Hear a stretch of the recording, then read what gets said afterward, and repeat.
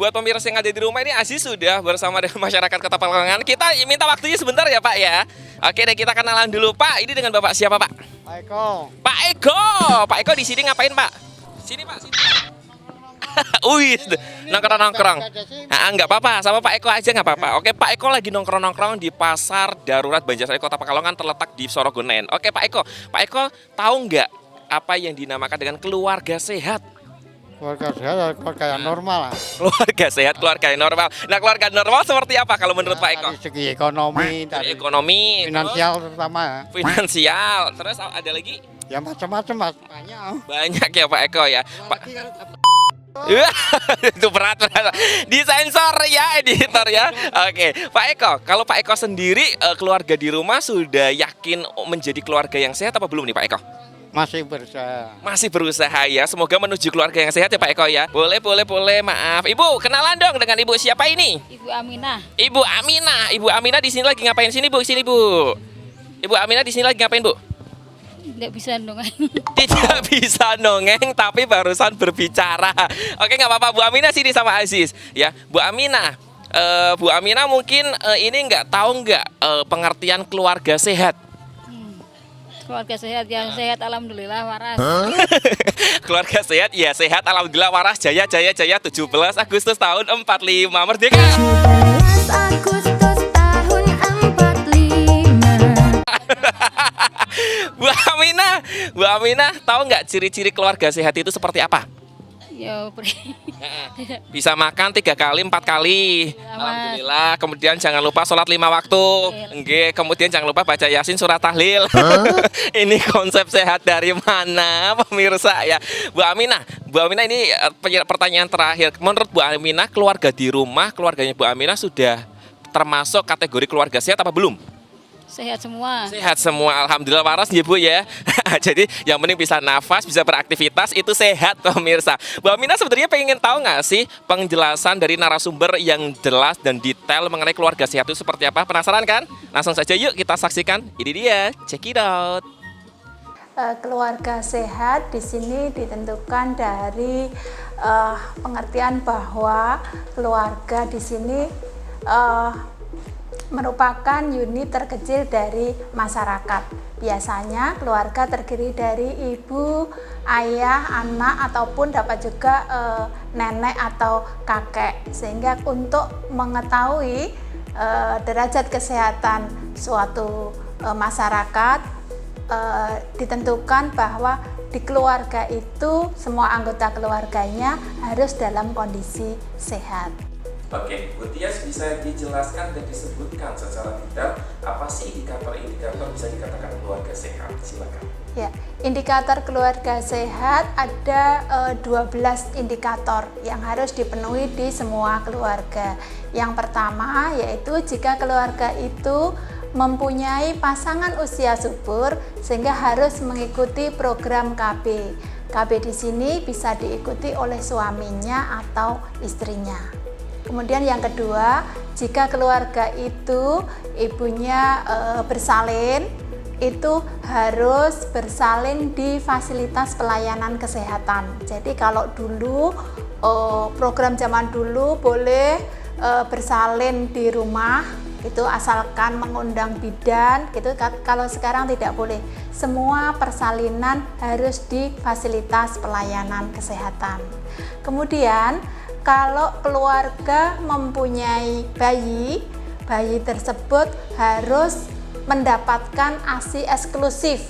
Jadi selama dia begitu bersalin, begitu dia lahir, sudah mendapatkan IMD, inisiasi menyusu dini, kemudian selama 6 bulan mendapatkan ASI eksklusif. Jadi ini juga harus didukung oleh keluarga. Jadi semua anggota keluarga mendukung ibu yang memberikan ASI eksklusif kepada bayinya. Kalau keluarga itu mempunyai balita, jadi umur 0 sampai 5 tahun, balita itu harus mendapatkan pemantauan perkembangan.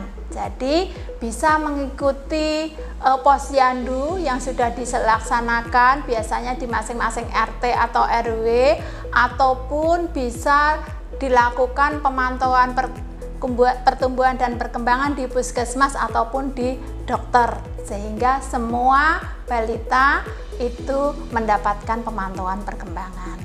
Kemudian kalau misalnya di keluarga itu ada anggota keluarga yang sedang sakit TBC misalnya, itu harus mendapatkan pengobatan secara tuntas. Jadi tidak boleh ditunda-tunda, tidak boleh putus-putus, harus tuntas. Karena kalau belum tuntas nanti bisa kemungkinan akan kambuh lagi ataupun bisa menularkan ke anggota keluarga lain. Sehingga kalau sudah diketahui keluarga itu ada yang menderita TB atau TBC, bisa mendapatkan pengobatan secara teratur dan sampai selesai.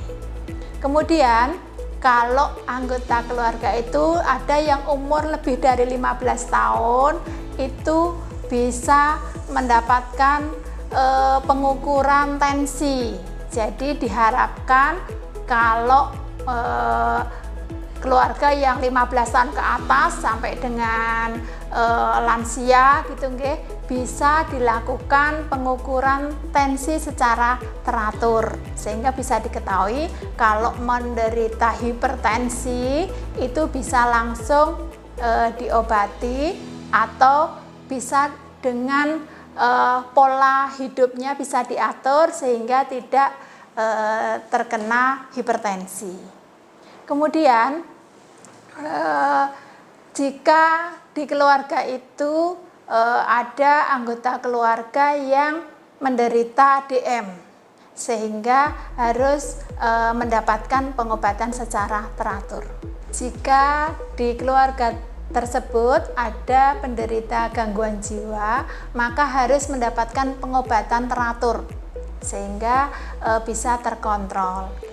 Kemudian di keluarga tersebut semua anggota keluarganya harus memiliki jaminan kesehatan atau JKN, atau kalau di sini terdaftar sebagai peserta BPJS, ataupun bisa misalnya mau ke asuransi yang lain boleh, yang penting mempunyai asuransi kesehatan sehingga kalau misalnya ada gangguan kesehatan sudah ada yang menanggung begitu. Kemudian dipastikan bahwa di keluarga tersebut tidak ada anggota keluarga yang merokok, sehingga kalau nanti salah satu anggota keluarga itu ada yang merokok akan mempengaruhi nilai IKS dari keluarga tersebut, sehingga kalau misalnya anaknya 5 misalnya cowok semua, ya 5-5-nya dan ayahnya nggak ada yang merokok, itu akan nanti IKS-nya akan lebih baik begitu. Kemudian dipastikan bahwa keluarga itu mempunyai akses air bersih dan mempunyai akses jamban sehat, sehingga kalau suatu keluarga sudah memenuhi 12 indikator yang kami sebutkan tadi, maka bisa dikatakan bahwa keluarga tersebut sudah dikatakan sebagai keluarga sehat. Jadi bisa dihitung nilainya sampai di mana nilai keluarga tersebut.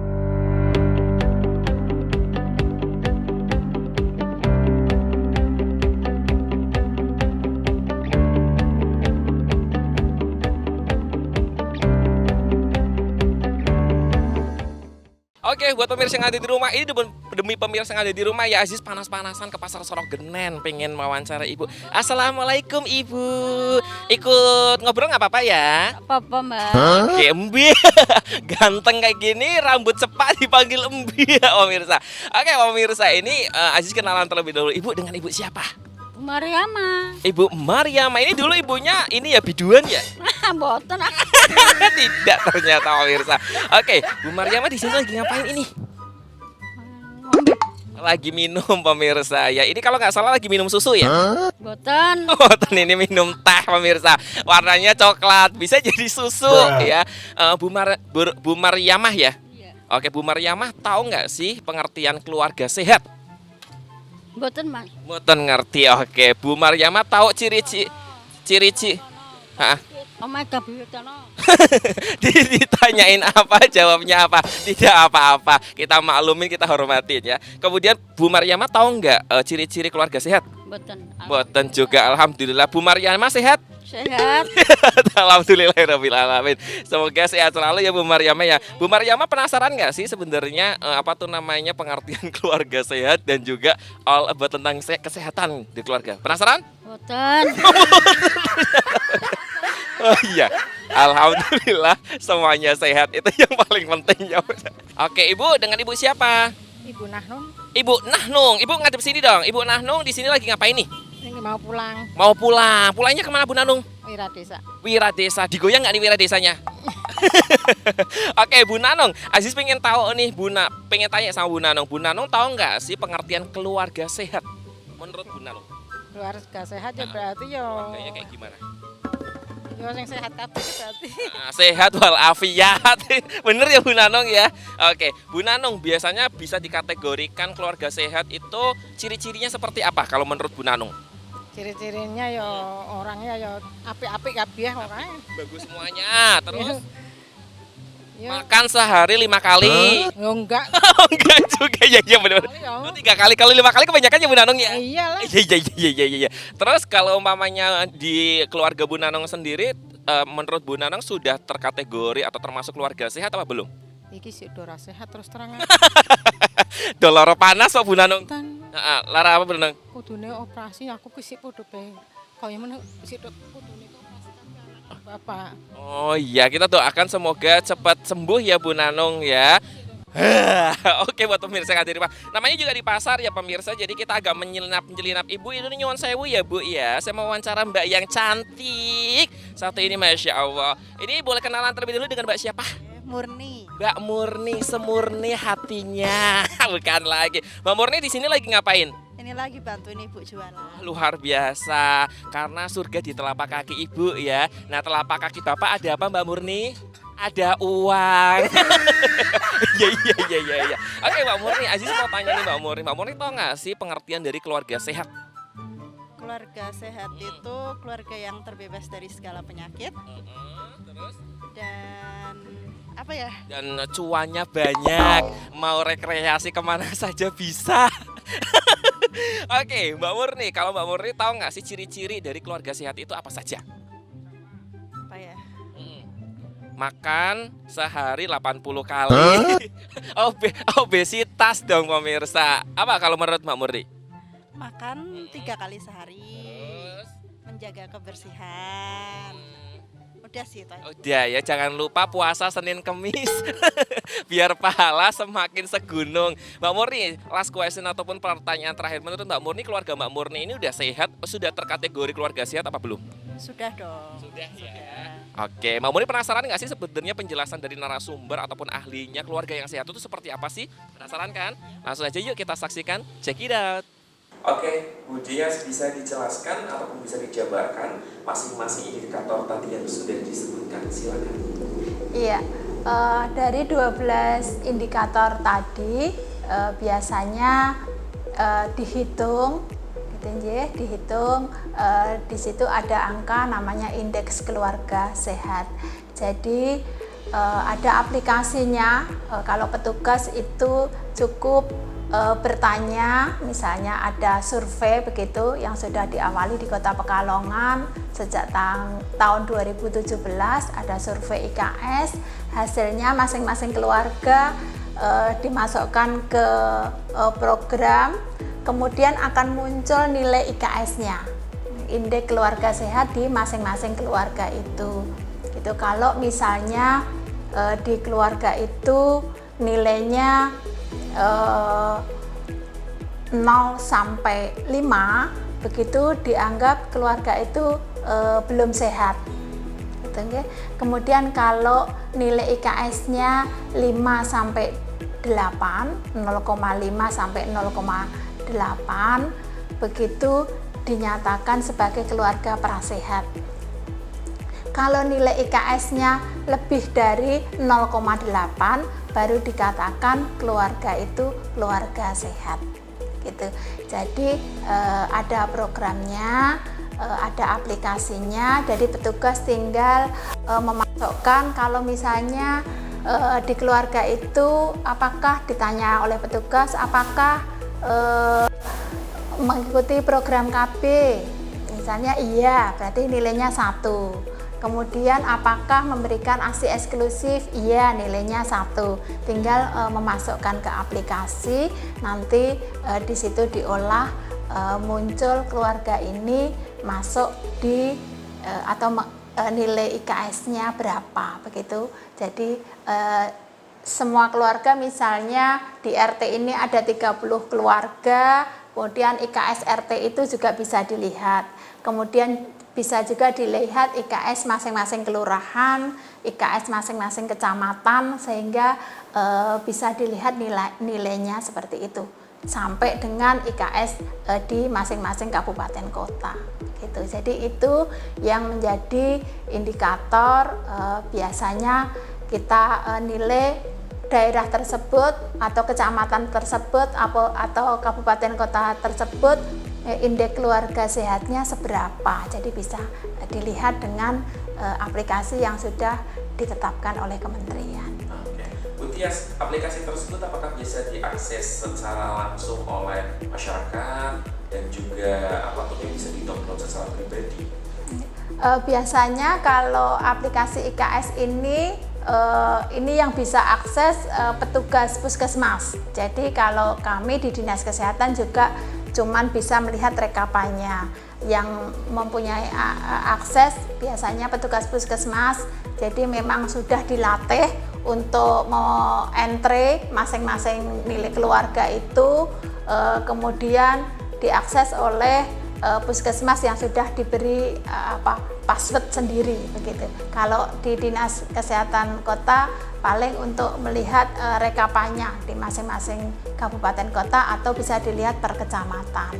Jadi kalau kita evaluasi kemarin seperti awal tahun kita evaluasi, kita sharekan ke masing-masing kecamatan, ke masing-masing Pak Camat mengetahui masing-masing wilayahnya itu IKS-nya nilainya berapa, mana-mana yang indikator yang rendah begitu.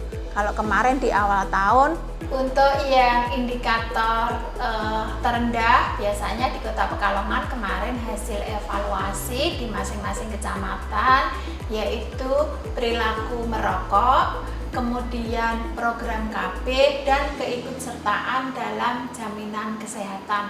Ini memang masih menjadi PR kita yang ada di Kota Pekalongan. Kemarin dilihat memang merata di semua kecamatan, ini masih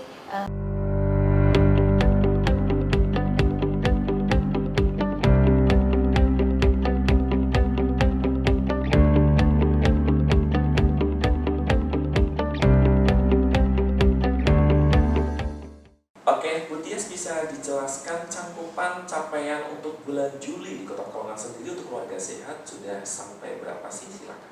Iya, untuk cakupan IKS di Kota Pekalongan sampai dengan bulan Juli kemarin sudah mencapai 0,25, sehingga kalau capaian tahun ini target tahun ini itu 0,25, sehingga sampai dengan bulan Juli sebenarnya targetnya sudah tercapai, tetapi kita tidak boleh berhenti karena setiap tahun targetnya harus berhasil. Di tahun 2023 nanti targetnya 0,3, kemudian di 2024 0,35, 2025 0,4 dan di 2026 0,5 harus tercapai di Kota Pekalongan, sehingga kita tidak boleh berhenti karena masih ada beberapa PR memang kalau kita dibandingkan dengan kabupaten kota lain, mungkin kita harus menyusul dengan kota-kota yang lain yang capaiannya sudah lebih tinggi dari kita. Mungkin itu. Kemudian yang harus diperhatikan, kita juga punya PR atau konsen yang tinggi di upaya penurunan kematian ibu dan kematian bayi.